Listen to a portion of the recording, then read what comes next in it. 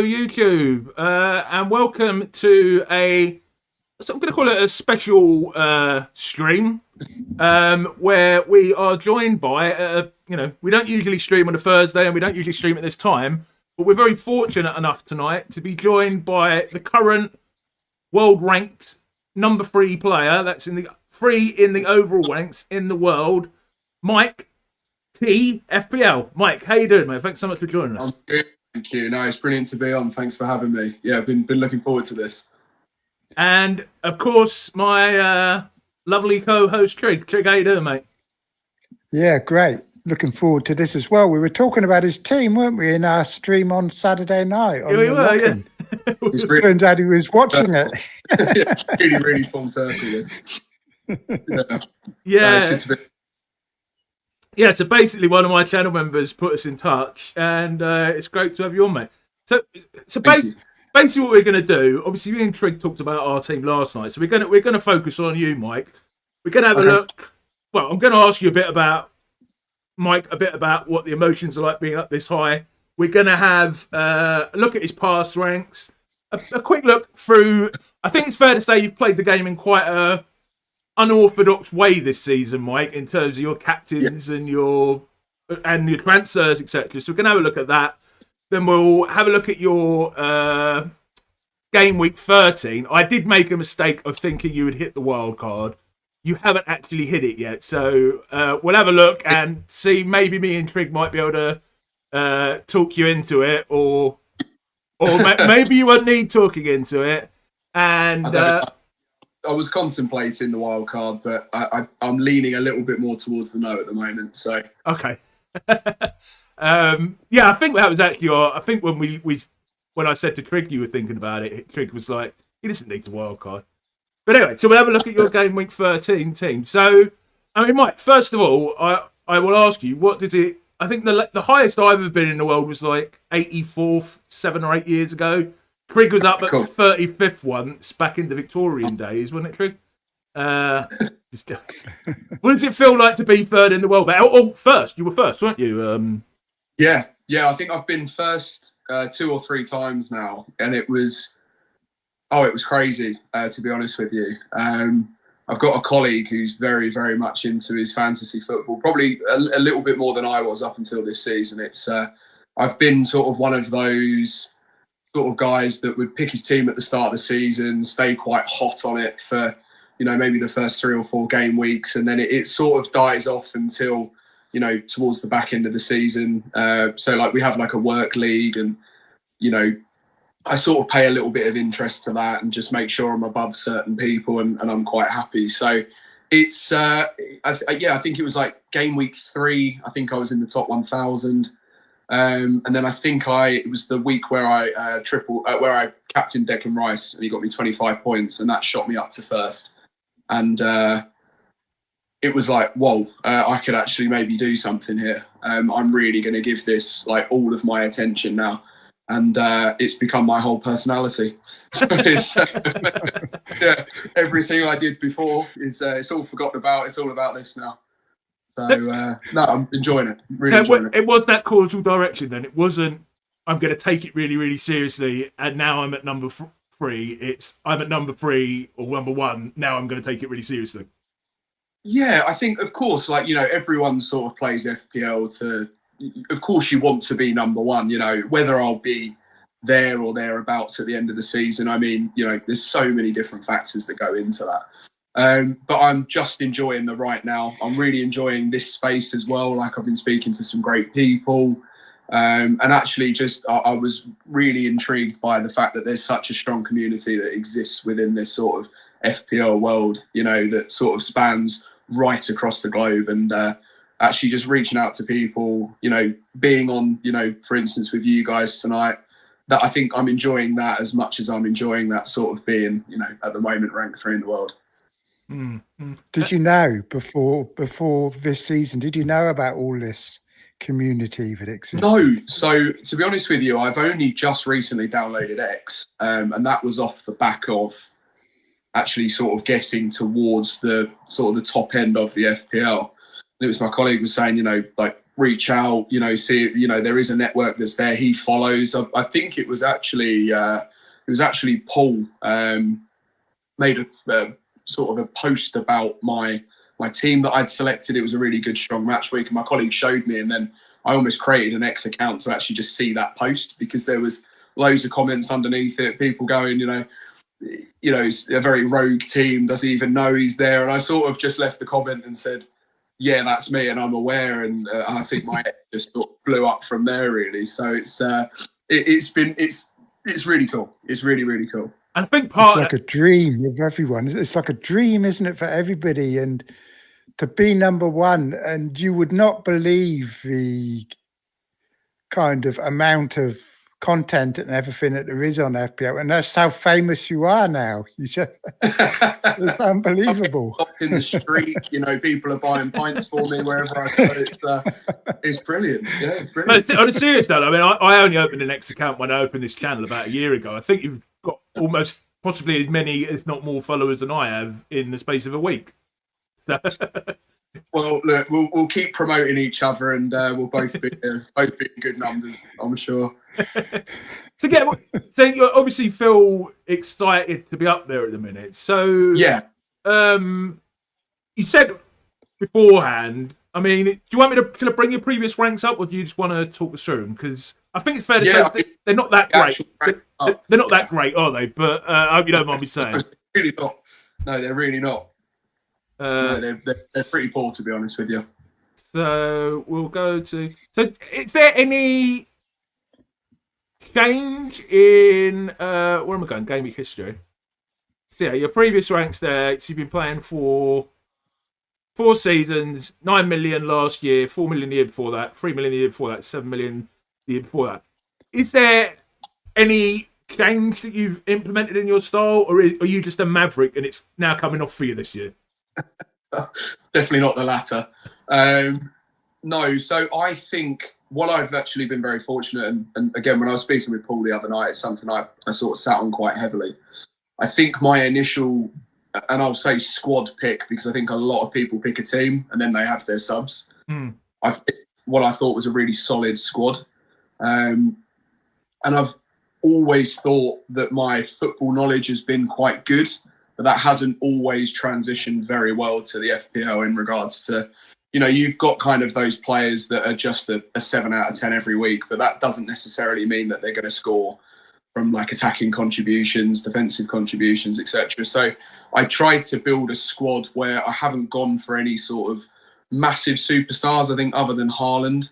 But he's pretty much a guarantee for points. But aside from that, I really sort of prioritize like who's important for the squad, who's going to play every single game, and who's going to really just be, 5 or 6 points every single week. And that was kind of the basis around building that squad. And I did that obviously on match week 1, and I think 4 or 5 changes since then. So it's just, I think I've got very lucky with my picks, and I've not panicked when I've not had a good week, and I've kind of held strong on whatever I've done. Do you want to put it up, Gary, his game week 1 team? Yes, so we can do that. We can do that.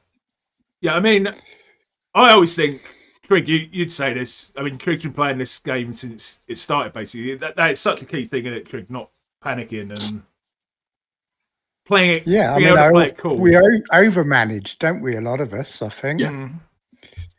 Yeah, so I think my game week 1 squad, let me get up. It's not a million miles off, really. What I'm playing in sort of match week 13. To be honest, it's. Can I just read it out for anyone, because we get quite a few people listening who are just listening on audio. Absolutely. So your game week 1 squad was Raya, Aina, Gabriel, Munoz, Murillo, Rice Semenyo, Bruno Guimaraes, Fernandez, Haaland, Beto, and then you've got here on the bench Sells, Braithwaite, Damsgaard, and Mateta. So you weren't quite heavy on Forest like a lot of us did. Doesn't look too different. No. So what resources did you look at when you chose this team, or did you just completely 100% just pick it yourself in like 10 minutes or whatever? I was sat in the office at work, and there was 3 of us in, and the 3 of us were basically, we've done it for quite a few seasons now, where we've got like little bits of paper and we write down what we think our 1 to 20 in the Premier League will be, and we write our names on the top, we chuck it in the drawer, and then we'll pull it back out at the end of the season and see how close we were. And then it was like, right, let's do our fantasy teams, and we create a work league as well. So I work in a gym, and basically it's for staff and members, and that's been going for quite a few years now. And we just literally all sat there on our phones, so nothing I was pulling up was data based. It was just scrolling through the list, and that is literally the squad that I landed on. And I think that's probably been my most successful day in my life. Did you look at the ownership and that of the players? Because like when you're picking a team, you can see what percentage are owned by people and that. Yeah, I Did think that kind of influence you at all? Yeah, I think that maybe subconsciously had an impact. I was making a point of being different, because I thought, if I'm just going to follow, Cole Palmer, Salah, Saka, these kinds of players, I'm never going to do any better than anyone else. So it was actually, I think looking back, it was almost like sort of an anti-FPL kind of pick that I went for. It's like Damsgaard. I think he was sort of the 2 percentile on that sort of match week 1. And I thought, no, do you know what? He's been brilliant for Brentford at the back end of last season. I'll chuck him in, and I was going for something different to what I saw an awful lot of players were picking. Yeah, because we all had Salah, Wirtz. Yeah, it's quite a different way, I think. And none of us, and Palmer, didn't we? Everybody had Palmer. I think Palmer was the most owned player in game week 1. So this team looks really great now, because it's obviously you kind of picked the best team you could possibly pick, just about, haven't you? Apart from Anya, maybe, or the rest of them, huge points. Yeah, and I think sort of looking at that team now, I've got it up on my iPad here.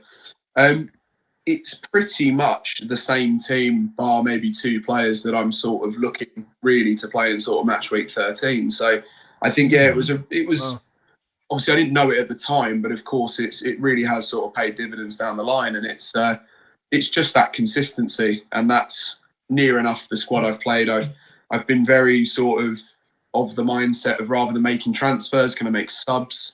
I think I've also, rotated my captain quite well, depending on the game that they're playing in, etc. So it's I've just kind of taken my sort of approach to life, which is to not be too sort of panicky, ride the storms out. I had a 38 pointer, I think it was 2 match weeks ago, and it was like, right, I need to make a load of transfers, and I thought, no, I'll just stick with this model that I'm using so far, because it has worked, obviously, to some degree. Yeah, looking at this, the only players I had, I think, in my game week 1 squad were Morello and Stells, which didn't really work out for me. Did you figure out how many you had? I had Fernandez. Right. I had a fairly template team, so certainly not template. Would you say, Trig? Yeah. I think Raya was quite highly owned, I think, wasn't it, at the start? And obviously, being an Arsenal supporter might have influenced you to put in Gabriel and Rice. Yes, yeah, definitely. And I think that there's always that bias that exists when it comes to fantasy. You're always going to pick, I'm not likely to put Spurs players in. I wouldn't be opposed to transferring in a Spurs player now. But yeah, you do have that sort of bias towards your own team. And also, it's probably the most educated picks I could make, because that's the team that I watch week in, week out, for a full 90 minutes. Every other team that I watch, generally, it's an extended highlights or a match of the day. And so, I'll always watch Arsenal. So I'm best suited to, the 3 lads that I picked from Arsenal, to be honest. Would you say, I'm just having a guess here, but would you say the keys have been, from this game week 1 basis, Haaland obviously over Salah, Semenyo, and then the Arsenal double up at the back? Yeah, I think Gabriel has been really solid. I think it's him and Munoz really that have been the most solid defenders this season from an FPL perspective, and points, etc. It's a shame Gabriel is obviously injured at the moment, but I took Gabriel out as a sub last week, and I put Murillo in, and Murillo was and landed on 17 points for me last week. So it was That's just like that's when it's going. It's like when it's going well, isn't it? When you get something like that come off. Yeah, definitely the mic touch. Yeah. Let's have a quick scroll through. So we're not going to like deeply analyze every game week, but just things that sort of. So you had 100,000 ish game week rank game week 1. Yep. 2 slightly. Any transfers? No. Slightly worse. Well, a lot worse. 6 million. Just stop me, Trig, if there's anything you want to pick out. Yeah, you're going too quick. Well, if there's no transfers and it's not a great game week, then Captain Haaland. I think game week 2's fine. Yeah, that's fairly Game usual. week 3, Haaland, no transfers, 4 million rank. Again, I don't think there's anything we want to look at there. 75. She didn't. These opening 4 game weeks after a good game week. I'm guessing you'd been down in what, the millionaire still, or? Yeah, I think it was around.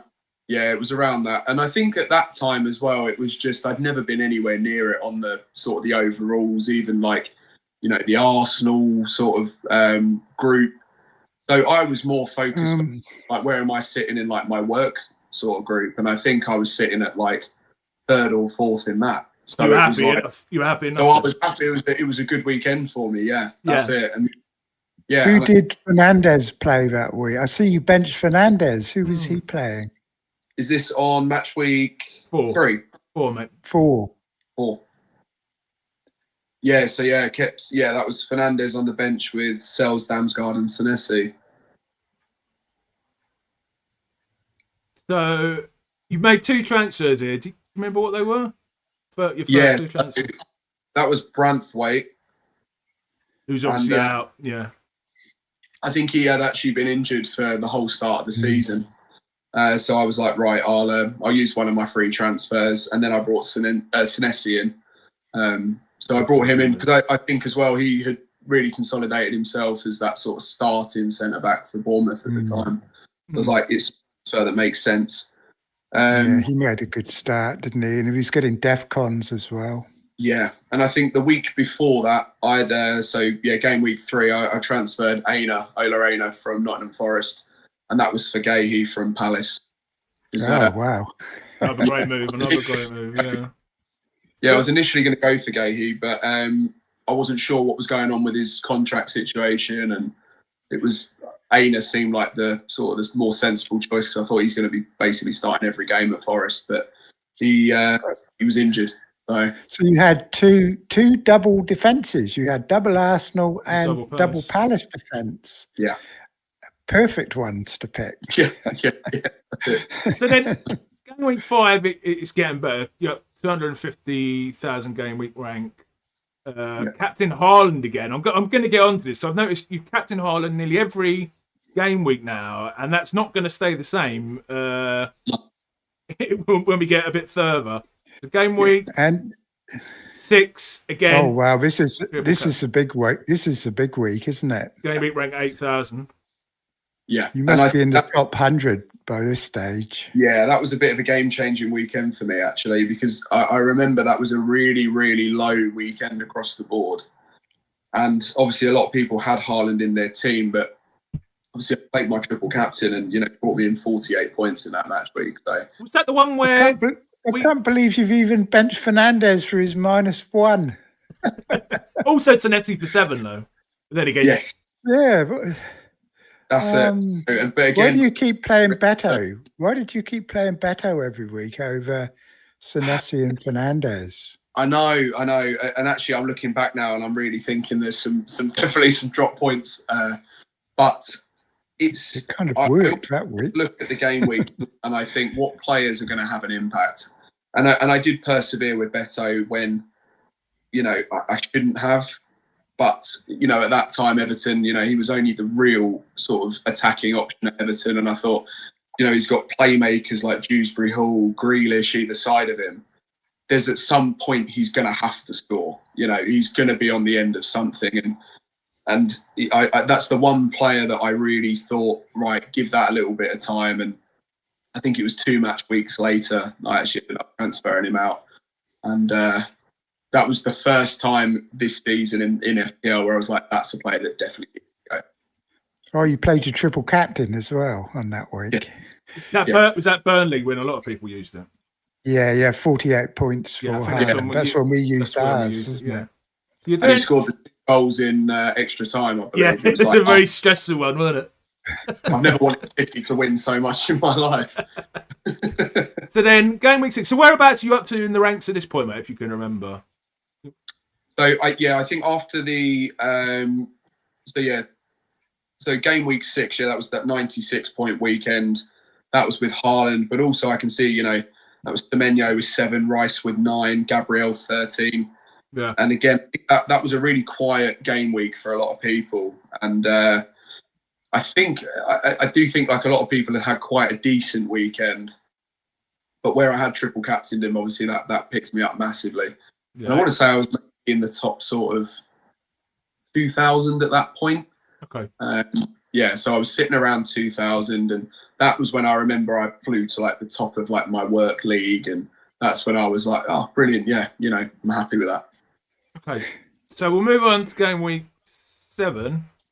Yes, another decent week. Again, see, I'm surprised because when we looked, we'll get onto your captaincy. So Haaland captain again. 0 transfers, but you're 200,000. Bruno Fernandes, you're not a big fan of Bruno Fernandes. He seems to be. I can't believe you never changed your bench. Your bench has just stayed exactly the same order. Are you sure you were playing?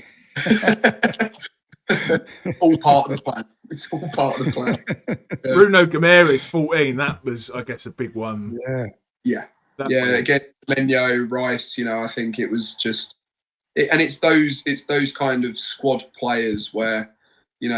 I would argue that, players like Semenyo, this was probably the point where a lot of people were looking to transfer him in. Mm. But I had quite a lot of solid game weeks up until there, and obviously his price increased, and that's when people were maybe going, right, we'll look at, Semenyo for Salah, there's Cole Palmer potentially, but I think where I'd already owned him, that was big. And then I think it was also around this time I can remember like a lot of people were making transfers, and that's where it was sort of, and I really sort of just held strong because, everyone was fit and available at that time. And you've only used 2 up to this point, haven't you? Yeah, just the 2 subs, yeah. Game week 7. Game week 8 is another very good one, 150,000 ranks. Still captaining Haaland at this point. So you haven't gone nuts yet. No, not yet. Another excellent week. I mean, it's these 100,000. Very, very, very patient with Damsgaard, I must say.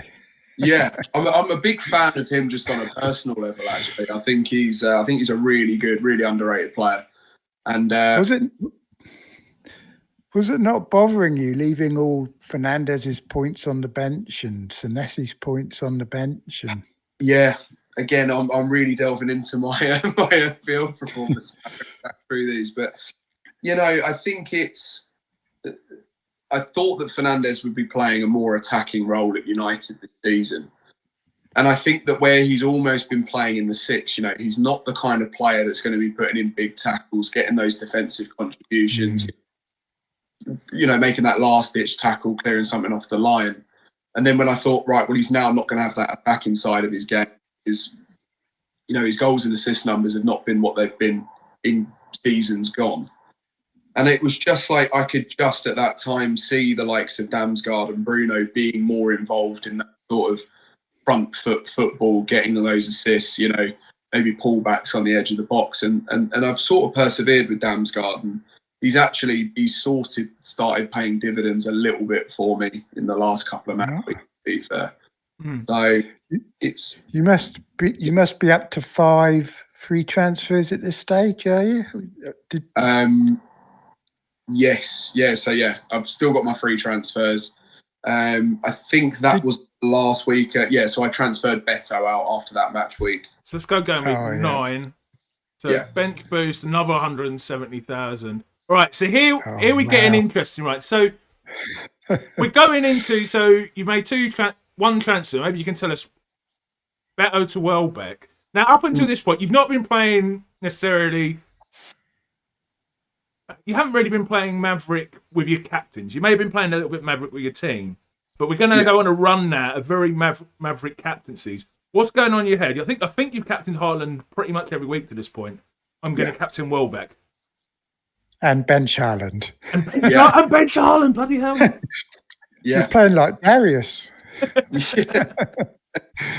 So bringing in Welbeck that week and captaining him, I think that was just a build-up of what I saw was really good performances from him. And again, I'm not 100% sure on his points in the match weeks before, but I could see that. But again, also at the start of the season, no one thought that Welbeck would obviously go on to do what he's done this season, but you would have also assumed that he probably wouldn't be starting many games. And when I saw that he was that regular starter in the night, Brighton had a really late start and then they really settled. And he seemed to just be sort of like an inch off quite a few times. And I think he's going to probably, become quite good. And very fortunately, I think that was a penalty that he scored in that game. And, that got me the sort of 12 points. And again, just a really solid overall performance. And then Damsgaard finally repaid my faith. The one week I put Bruno in as well. So, so that was a 7-pointer from Damsgaard. Again, Bruno Guimaraes and Rice, they'd have to be injured for me to take them out of my team at this point. And you bench Haaland there, but he's proven correct. Or, that's proven correct because he's got 2 points. I mean, you know what I mean? That's Semenyo as well. That's it. Haaland tend to do too well against the big team. So I thought, let's just drop him because all good things have to come to an end at some point. I think he'd done well in the 2 weeks before. I was sort of toying. It's a bench boost. So you didn't bench him.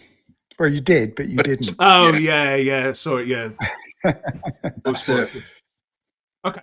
Game week 10. So another amazing. I mean, they always say if you can have a rank in the top sort of 200,000 consistently, that you're going to win FPL basically, and that's largely what you're doing there. Apart from that 8,000, which is obviously very high. Game week. So I'm guessing you up. Game week 10. Game week rank 31,000. I'm guessing have you hit number 1 at this point? Yeah. So this was the weekend I hit number 1. This week. And this was actually quite a cool week as well because. I want to say that Palace, Arsenal, City were playing at the same time. It was like I think they were all kicking off at either that sort of 3 o'clock or 12:30. And I was playing football myself and it was like absolutely chucking it down. And I've got back in the car, freezing and shaking. And I've gone, right, I'm going to have a quick look at this. And I just saw, I think before the other games then played on the Sunday, I was like, blimey, I'm at like 80 points already. And that was only, half my team had played. And also I saw obviously Declan Rice had got me 26 points off captaining him. And I was like, and I didn't even know the Arsenal score at that time. So it was like, he's scored like I hoped he would. And I was like, yeah, okay. And then I saw that's when I then jumped to 1 on the Saturday night. And that's when it was like, right, blimey, okay, this is getting crazy now. Who did Arsenal play that week? So that was against Burnley. Oh, yeah, it makes sense. Yeah, we won 2-0 and I think Rice assisted and Rice scored. That was against Burnley. And I thought, Burnley are probably going to play, sticks at the back, every man behind the ball, that sort of low block. And I thought, really, if we're going to get any luck, it's probably going to come from, Stacker beating a man wide, pulling a ball back, those sort of cutback style goals that tend to come from a low blocking team. And, on that occasion, very fortunate. It was correct. So it was, I felt like Pep Guardiola that weekend. It was really cool. I'm just going to make it's very, very impressive, isn't it? Your analysis and everything of it. Because we kind of thought you'd be just like total luck, but you've put a lot of thought into it. And it's terrific. And it's great to see these picks that other people haven't got. Like Bruno Guimaraes is like the 7th highest scoring midfielder in the game. Yeah. But I think yours is the first team that I've seen him in. Yeah. And Welbeck was a fantastic pick, because the X community weren't buying Welbeck. But like you said, everything you said about him's correct, about him coming back, playing every game. Yeah. He should be more aimed than he was. And, and I think, very... Oh, sorry. But I was going to say, I think obviously there is a huge, huge element of luck in this. Like there's no other way about it. You know, I very fortunately picked a very good team on match week 1, and that set me up very nicely. So now I don't fall into that realm where, you know, if I drop down to 50th, 100, whatever, I don't always have to take that big hit. Like there's no reason to panic now. You know, of course I would absolutely love to, you know, finish first, but I don't have to now be like going really crazy thinking about transfers. You know, this team have done me really well all season, and it's just similar variations of the same thing. And that was a massive week for me. That was when it was really like. Well, let's move on to the last 2 game weeks. So game week 11. Bad week. Yeah, this is your bad one. 8 million. Yeah. Your captain Bruno, which I think actually was a semi-popular captain that week, if I remember rightly. Certainly differential captain. So did this one knock you back down a bit, mate? Or massively. That's the best captain. This is done. You know, this is. It was fun while it lasted. You know, I had all the screenshots of me landing on number 1, and it was like, you know, and then it was like, yeah, right, back to reality now. You know, it's back down to 7 million like it was the year before, and it was just like, you know, it was a little bit gutting.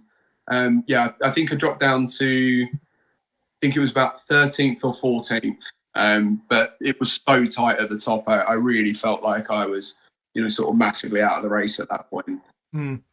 It's not a terrible week. I mean, the average was only 38 that week.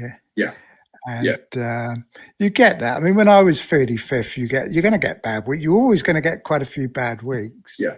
But like you said, the key's not to panic, because it's just normal FPL, isn't it? You've got a great looking team by this stage. Yeah, that's it. And I thought, you know, they've done me well in the other 10 match weeks, so let's not go crazy and start transferring too much, and just hope that, you know, they sort of pull back and we, you know, get the result in the next week. Really. Let's move on to the recent game week, which you returned to form. Yes. 190,000. Captain Mateta, which didn't go off, but you've got Gamara's in there. You did well with 10, Welbeck with 8, Munoz with 14, and Murillo. It's got to be. I almost wish I wildcarded him out. I think I almost wish I kept him there just to that 17 pointer. So this has put you right back up again to world number 3. Yeah, I think on the Saturday I finished the evening at number 1. Well, number 1, yeah. And then time the Sunday came around, and you know, Bruno Fernandes had the worst game of his life. I dropped back down to 3rd, so I blame him wholeheartedly. I got the you should have kept him on your bench. Yeah, I'd done the 10 match weeks beforehand. Yeah, so but yeah, no. When my logic behind Murillo was that I thought Liverpool are going to be going crazy, trying to, you know, right their form, try and really be on that front foot. So I thought, at least I think Murillo's going to be busy. That was kind of my logic behind the pick of him. And obviously you voiced him as well, yeah. Yeah. So, you know, I was really hoping that he would have a solid game in however that looked. And yeah, that works out really well. You know, from a centre back. So you weren't tempted to take out Gabriel and bring anybody else in, or? I wasn't. I think that Gabriel will be back, you know, playing in no time, and it doesn't seem, particularly because I've got quite good options as well with, you know, Senesi. I think I had, you know, Gahey on the bench that weekend, so it was, again, it was one of those. I think keep him subbed out, and then when he's fit and ready and back playing, then I'll look at sort of reintegrating him back into the team. And again, it was. I'm going to probably end up buying him back at some point in the season, because I think he's probably the best centre back in the Prem at the moment. I take it you've got 5 free transfers saved up. Yeah. So you know that in game week 15 they all get wiped. And yes. You can't use them anymore. That's it. But are you just going to let them go because you don't want to change your players, or are you going to make changes for the sake of it? And because you could end up making changes for the sake of it, couldn't you? And that could backfire on you. This is it. You know, I think just because I've got those free transfers, I don't know if that means that I should use them.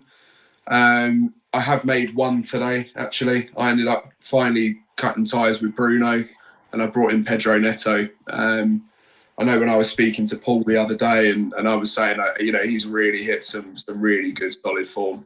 And I think he's going to be, if he stays fit, I think he's going to be very, very solid throughout the rest of the season. And Chelsea look like they've sort of found their rhythm a bit now, especially after Barcelona last night, Let's get your current... The danger you've got now is you're going to be influenced by Twitter. I am already and they're all going to be saying, get rid of Damsgaard, get rid of Bruno Guimaraes, you're useless, get rid of Neto, get rid of Welbeck. Can I just quickly read through? And it might end up suffering you. I know. This is what I'm worried about. I'm going to quickly read through Mike's team for anyone listening. So this is Mike's game week 13, this game week team. Ray away to Chelsea, Senesi away to Sunderland, Munoz at home to Man United, Murillo, we'll get on to in a minute. Vice currently at home to Brighton, Neto at home to Arsenal. It's interesting you brought him in before a home fixture against Arsenal. Rice against Chelsea, Guimaraes away to Everton, Damsgaard at home to Burnley, Mateta captain at home to Man United, and then Haaland at home to Leeds, Welbeck away to Nottingham Forest. So are these actually your captain and vice, or have you not changed them? Surely you've got to captain Haaland. I'm saying got to. I don't know with your logic, you could captain Murillo. Well, you never know. It's I'm not 100% sure. No, when I was talking to Paul on the stream the other night, I was saying that my captains are pretty much always decided on Friday night. What am I feeling? How do I think the games are going to go? I'll have a little look through and just sort of see, if anyone's injured, that kind of thing, how they maybe played in the last game. And it really is, that's the element of FPL that I keep incredibly impulsive. There's not a huge amount of forethought. And I think what's great as well, and I think what really plays into how I'm playing FPL, is that sort of anyone can turn up and beat anyone this season. And I think that fits in really well with how I'm playing the game. Because, again, Murillo against Liverpool, good example. Rice against Burnley, I think people would generally tend to look to the striker to be that sort of game changer, to be that sort of high point scorer. But actually, it's not just the fact, that Haaland's going to be involved against the team that are towards the bottom of the league, but it's, who's going to be feeding him. Are these teams like quite defensively strong but poor in the air? And you might look to like your dead ball specialist and that kind of thing. So, yeah, Friday night really will be the sort of impulsive decision. It's a gut feeling with that? That 100% gut. That is. There's a little bit of limited research. I'm talking sort of what's going on in the last couple of match weeks to some degree, but no, that really tends to be it's almost like I'm betting. I'll put an accumulator down sometimes on a Friday night as well, and you can't really base that off of a huge amount other than feeling, really. So it's the same that I apply to when I'm picking a captain. You said to me, because I originally titled the stream World Number 3 on Wildcard, you were thinking about the Wildcard. Can you talk us through what that process is? Because I think me and Trig both looked at it and thought you didn't really need one, but yeah, do you know what? I think one of my regrets this season is I was talking to a colleague and I was saying, you know what, I really should have played a couple of wild cards when Chelsea played against Wolves. I knew that would be an absolute whitewash. I was thinking Pedro Neto is going to be, really, really solid. And he ended up being really, really solid. And that was maybe the time that I should have played that. But yeah, this weekend, I was sort of looking at, you've got a couple of favourable games. I think, obviously you've got Man City against Leeds. Sorry, mate, are we talking free hit or a wild card? So wild card or free hit. Or free hit, okay. Yeah, absolutely. Yeah, maybe free hit this week. I think there'll be a response from Liverpool against West Ham. I don't think that they can lose like they did in the week and not turn around and again be on that front foot. And I don't think that West Ham have enough to deal with that at the back. So, but again, I'm not convinced. I'm not convinced that I'm going to play either. and I think I'm actually steering towards the not playing anything this weekend again and just sort of sitting with where I'm at, because actually all of the players that I have in my squad for the match look favourable. I'm not a massive fan of, obviously Arsenal playing Chelsea. I've brought Neto in, but I still think that Chelsea will score against Arsenal, and I think that threat will come from those wide positions. And I just think in the form that Neto's in, they're massive with Arsenal. They're going to be buzzing, and I think that although Arsenal will win the game, I still think that Chelsea will go and cause Arsenal big problems. I'm going to do a quick poll, Mike. I'm going to say to the chat: should Mike free hit, wild card, or use free transfers? And yeah, don't listen to them, Mike. They'll ruin your season. But point out as well to the chat that you've got 5 free transfers. So yeah. I mean, what I'd say, Mike, is I don't think you should wildcard because you've got 5 free transfers and you're going to get another 5 in a couple of weeks. So you could basically do a wildcard till game week 19. Yeah. So, free hit, though, possibly. I mean...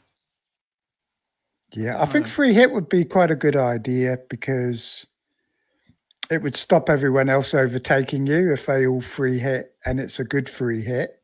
Yes. Then you're kind of putting yourself at risk. But the trouble is, once you start playing defensively and worrying about what everyone else is going to be up to, then you're just going to be playing like we all do. And then, but if you continue playing like you have, do you worry that you are going to fall away? Because you've obviously been incredibly lucky so far. Yeah, absolutely. I think that it's a game and it's there to be played.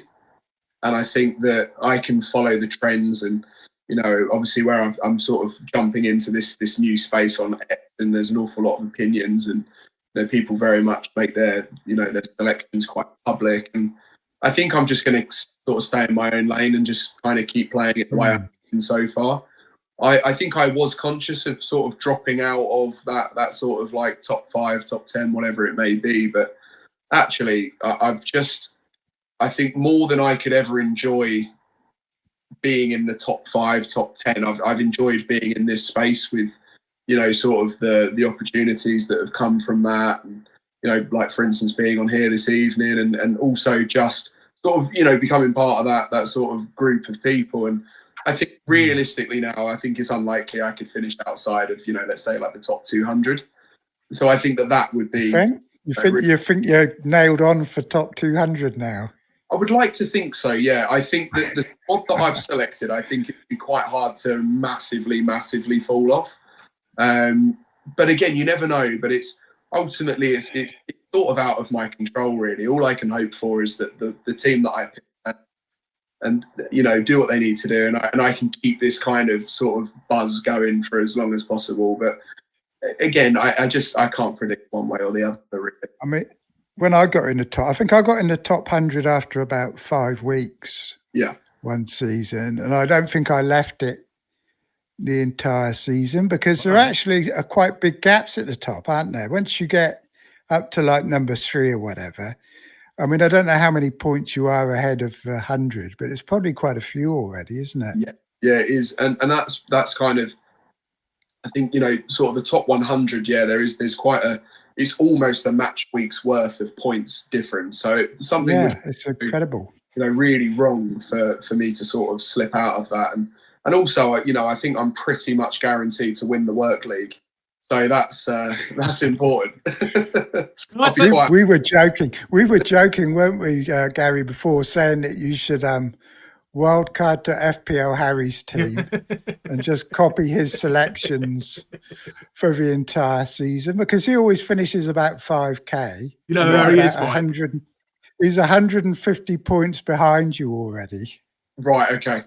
So if you just picked his team every week, you'd be pretty much guaranteed to be right up there at the end of the season. But it would be incredibly boring for you to do, though, wouldn't it? That's you'd probably feel bad at the end. You'd feel a bit guilty, wouldn't you, if you did that? Yeah, I think why sort of go with this ethos that I've had so far and then go back on that? Like I'll keep doing my really rogue sort of selections. I'll keep my captain picks as off the cuff and just it's the risk element of it. You know, it's gambling without, you know, losing anything financially, really. So it's if it comes off, it's amazing, and if it doesn't, I've absolutely loved the journey. So that's the most important thing for me, really. Yeah, well done. We've already done something lot neither of us have done, which is hitting the world number one. That's all. Honestly, you know, if I drop away and forgotten forever now, I've got that screenshot of being number one. So yeah, it can go down on the CV, and you know, I'm more than happy with that. But I'm really enjoying the ride, and I really want to try and keep my foot on the gas and keep doing what I'm doing. Still a fantastic looking team. I can't believe you kept Murillo all season. But you obviously don't take any notice of price changes, which I think is probably in your favour. Good thing, I think. Yeah. Because we all got rid of Murillo because his price was dropping and Forest were rubbish. But now Murillo, he's on my shortlist now for coming back in. I think he's class. I think he's a brilliant player. Again, I thought Murillo last season, I was really surprised out of that Forest team that, you know, didn't get picked apart in the transfer market like I thought it would. But I thought Murillo was bang on for a, you know, City move, or, you know, but I think he's brilliant. You know, his left-footed centre-backs go, I think he's class. And I always, you know, I always knew. I really hoped that he would come back, and I knew that Forest would, you know, once they'd sorted out this sort of manager nonsense that was going on, you know, he'd get back in and Forest would pick up points, and I thought and I hoped that he would be a big part of that, and that's sort of proven to be right now. Good. So yeah, again, it's players like that I think from what I have picked up from when I've been in this sort of space on, is that people are very, very quick to transfer, very quick to one bad match week and they're gone. And I think it's a long season, you know. It's people are very knee-jerk. People are very knee-jerk, I was just saying, is in going quick. Yeah. That's it, yeah. It's just very impulsive. I think a lot of what I do see, it's just, you know, people saying like, you know, let's get rid of Salah. You've already had him in your team for however many weeks. Just by the laws of probability, he has to improve at some point. You know, Liverpool they'll win a game at some point, you know, and he'll be involved in that. So, you know, I think that's the key, is just not to panic and just sort of stick with what you're sitting on and go from there.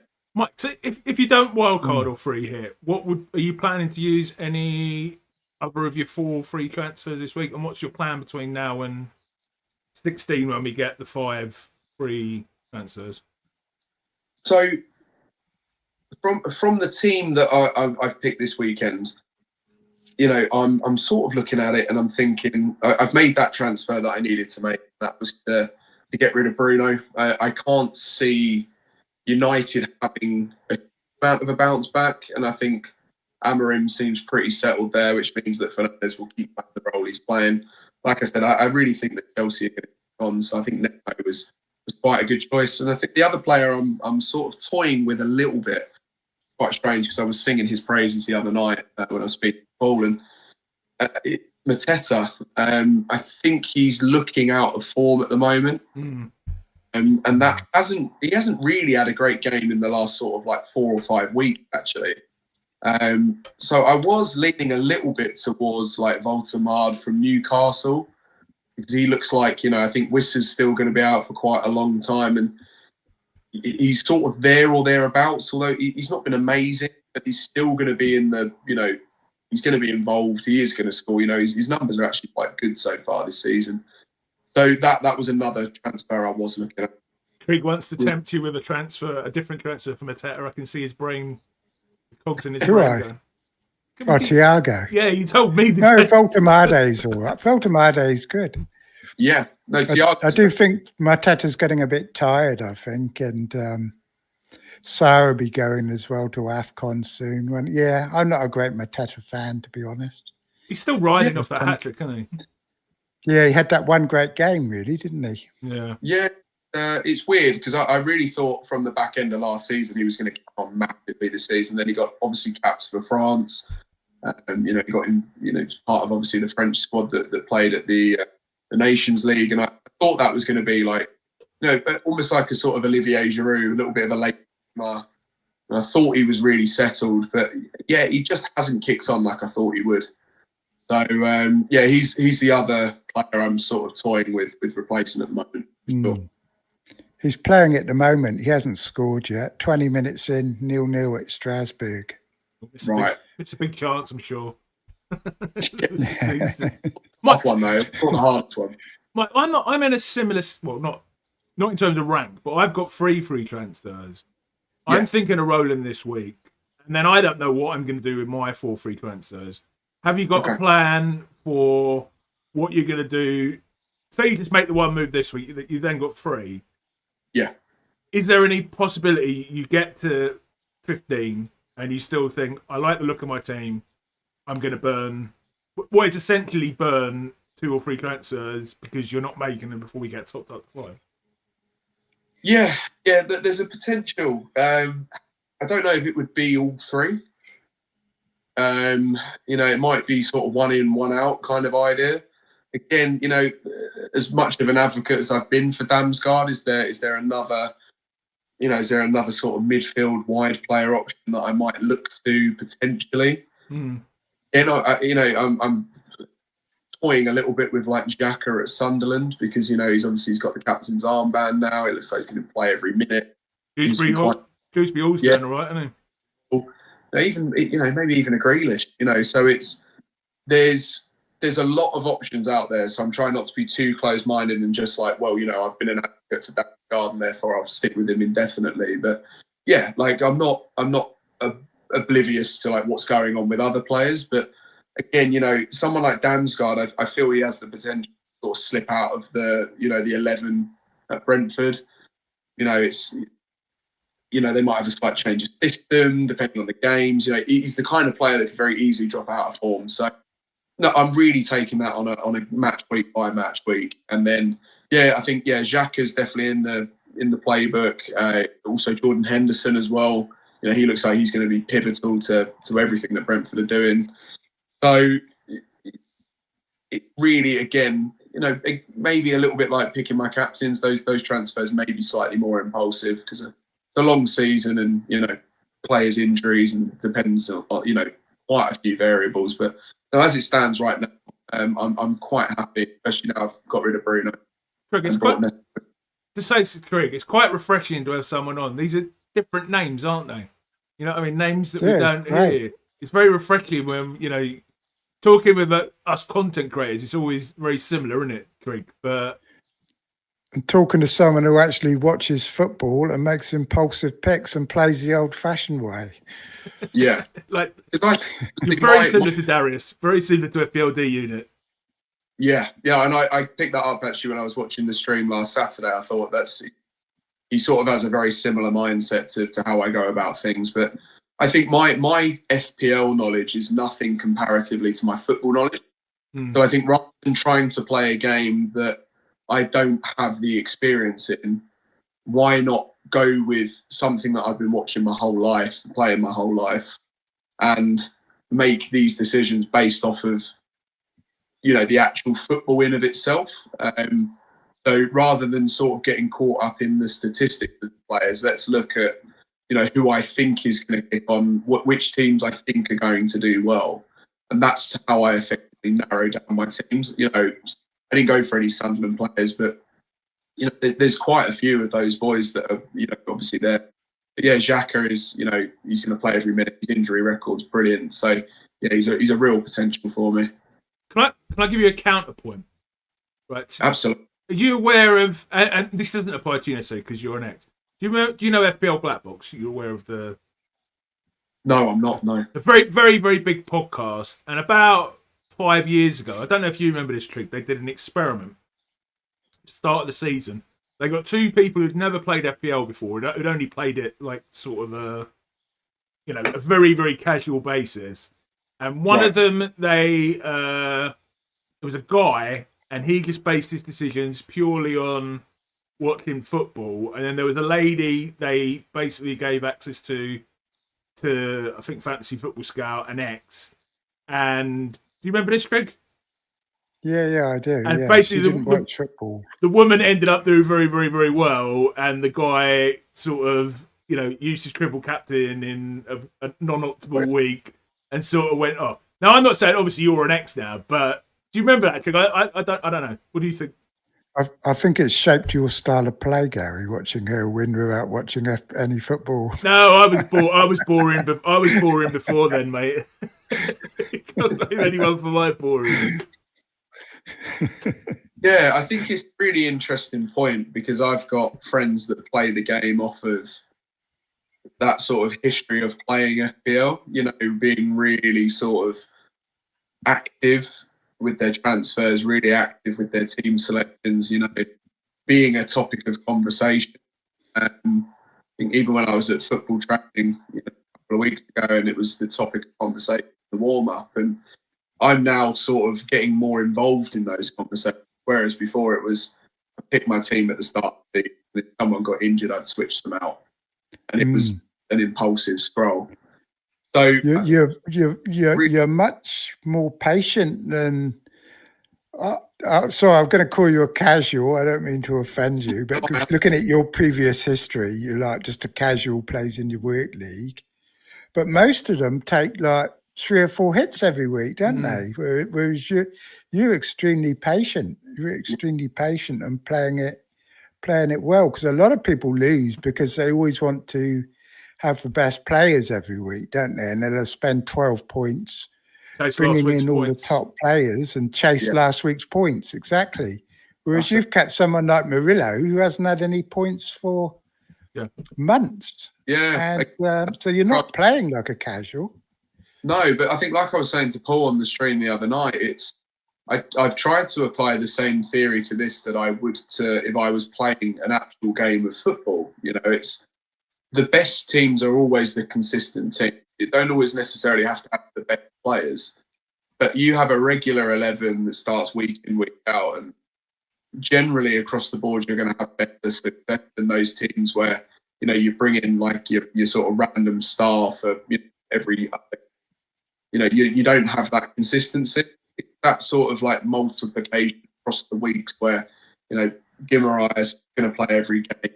Rice plays every game up until his injury. Gabriel, Raya, all of these players are all going to be playing week in, week.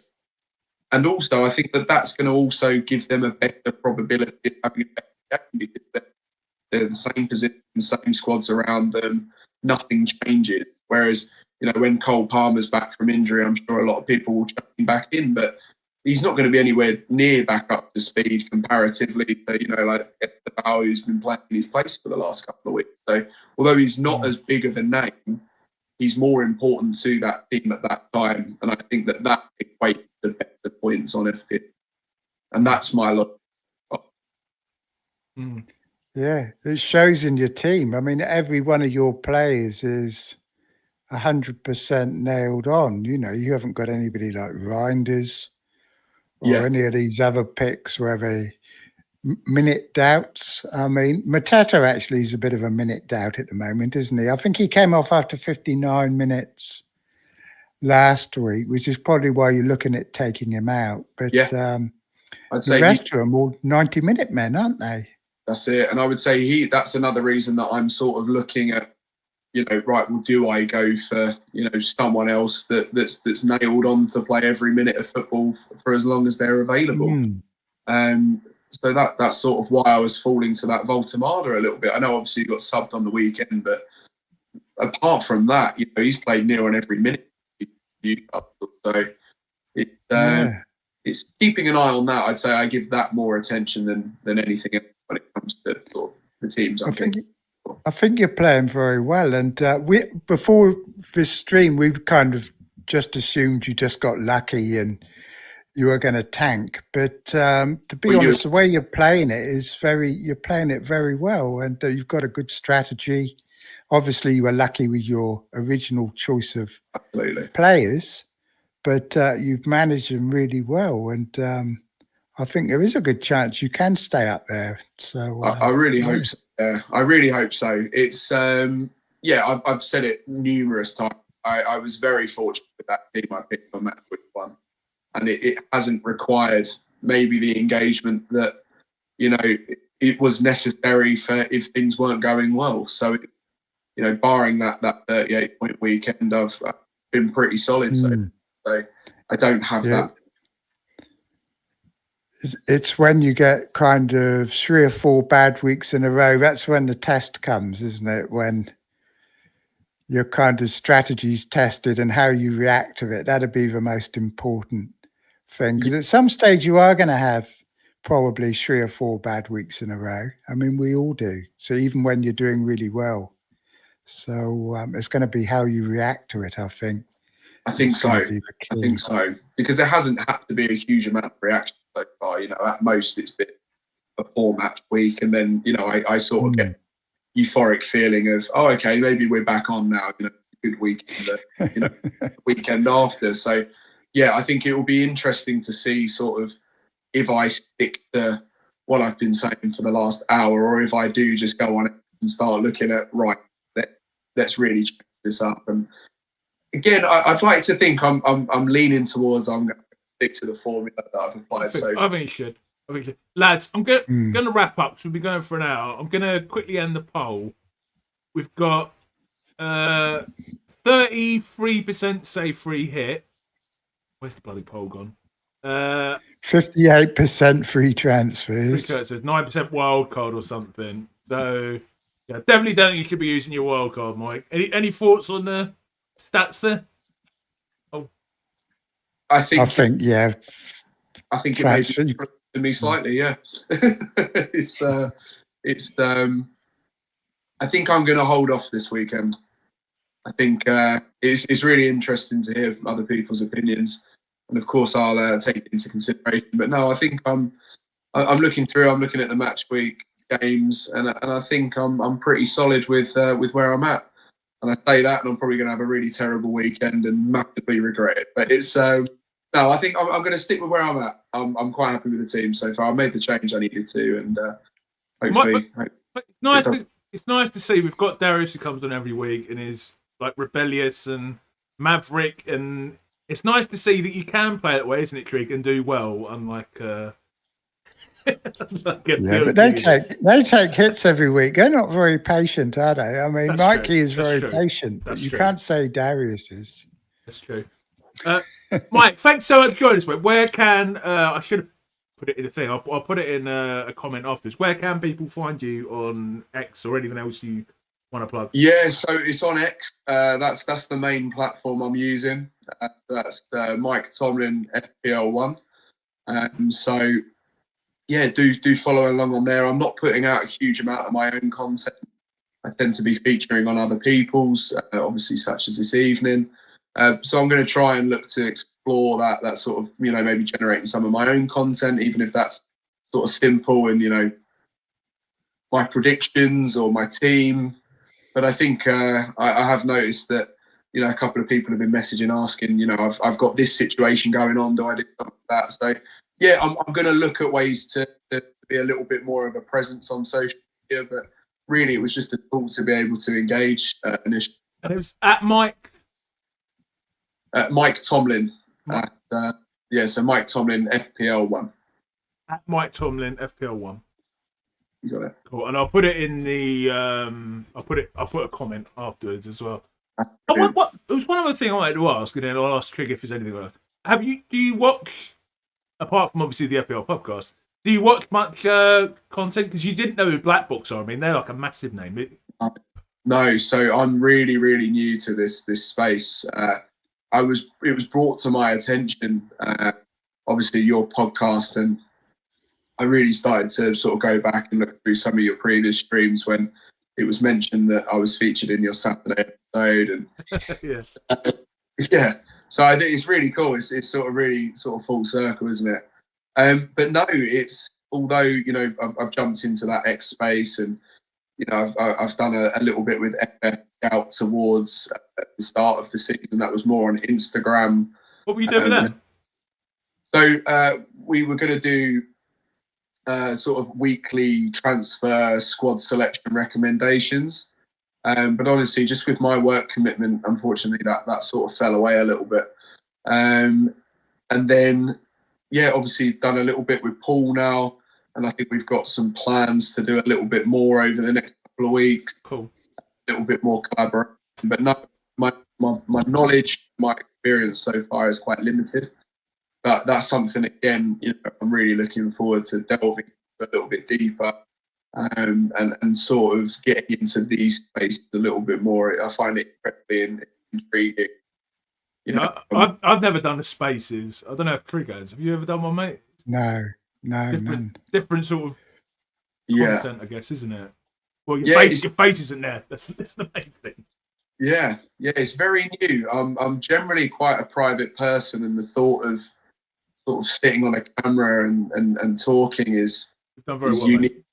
Yeah, that's it. I do a little bit with work, but no, that's very much sort of like kind of on behalf of a business. So with this, it's coming from me, and it's quite a new thing. So I think the better I get with that, I'm hoping the more that will sort of inspire me when it comes to the content side of things. So at the moment, I'm a passenger princess, and I'm following everyone else. I've just got my legs kicked up on the dashboard nicely. So. Trig, is there anything you wanted to say or ask Mike before we wrap up? No, not really. You're probably going to get a lot of offers coming now, especially if you go back to number one. They're all going to be wanting you on their shows. If you go to YouTube and type in FPL, you will find an awful lot of content. Yeah, I'm FPL. Look through. Yeah. I need to strike while the iron's hot while I'm up there, because, like I said, if I have a couple of bad match weeks, I'll be stood on a corner of the street with my thumb out trying to get on a podcast again. So well, there's two or three. I think Focal and Raptor. They're two of the biggest 5 names, both like a couple 100,000 subscribers. Yeah, they were both going along, but then it was when they were like, and I mean, well, Focal made it to world number 1. I think Raptor had a good season, and that's what like shot them up. I often say, I don't know if I said it on stream, but to people, I wish I'd opened this channel 7 years ago when I was 84th in the world. Okay. I opened it when I was like 5 million in the world. Yeah, if you want to start a YouTube channel, now's the time to do it. Absolutely. Exactly. Yeah, I might have to look into that. I think I need your boys' help though, because otherwise I wouldn't have a clue where to start or where to finish. So let's all do it together, and let's create a nice community of people. And we will do, mate. That sounds good. Very welcome into our community. I mean, I don't think me and Trig really know what we're doing still, do we, mate? No, that's it. We're all just winging it. We're all just winging it. But no, lads, it's been an absolute pleasure. Thank you for the opportunity. Hopefully we can follow you all the way until number 1 after game week 38. That's it. Good, isn't it? That's it. I hope so. But yeah, hopefully we'll catch up again at some point throughout the season, and we can all celebrate or commiserate. So definitely, mate, definitely. Well, I personally, I hope that I've replaced you as world number 3 by that. So do I. I'll be back month. So I don't think it's going to happen. I don't think it's going to happen. Yeah, thanks so much for joining, Mike. So please join us for the FPL lock-in on at 7:40 on. I think it's a bit of a surreal experience. Probably a bit of a surreal experience to you coming on the stream, but it's also a bit of a surreal experience for us to talk to the world number 3. Would you say, Trig? It's been fantastic, hasn't it? It's really definitely something new. It's been brilliant. Yeah. It's a new experience for all of us tonight. Yeah, it's this is very, very rogue from me. So it's that's great, guys. Honestly, thank you once again. It's been great to talk with you. You've done brilliant. Yeah, please join us the FPL lock-in 7:40 on Saturday. We'll be reacting. I think Darius is on this week. If he's 99% sure he's on, and please do like, subscribe, hit notifications, all that good stuff, and good luck for game week 13. Thanks you so much again for joining, Mike. No worries at all, lads. Thanks for having me. Cheers, everyone. Cheers.